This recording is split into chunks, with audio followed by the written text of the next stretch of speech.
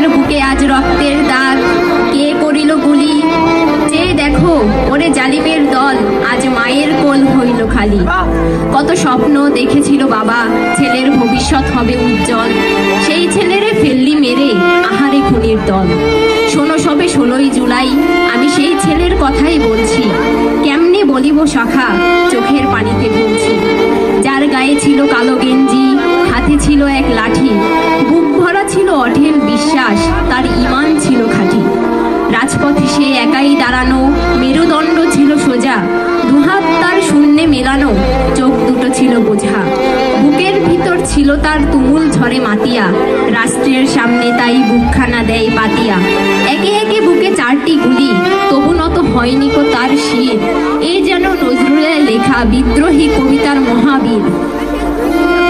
দেহখানা তার পড়ছে ঢলি, তবু রুখে দাঁড়াবার চেষ্টা, কজন আর সহ্য করিবে আবু সাইদের শেষটা।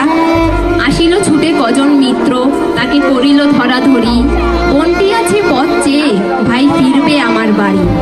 আবু সাইদ এবার শহীদ হলো, মা হারালো পুত্র, এই কি তবে মুক্তিযুদ্ধ, স্বাধীন বাংলা সূত্র? আমরা তো কারো রক্ত চাইনি, চেয়েছি অধিকার, তোরা আজ মোদের বানিয়ে দিলি সন্ত্রাসী রাজাকার। আমার ভাইয়ের রক্তে আজকে রাজপথ লালে লাল, আমার বোনের গায়ে হাত দিস তোরা, বড় খেকশিয়াল। ধর্মের নামে মুনাফিক তোরা, এজিদের সৈনিক, এজিদও করিবে ধরা, যেদিন থাকবে না কোনোদিন।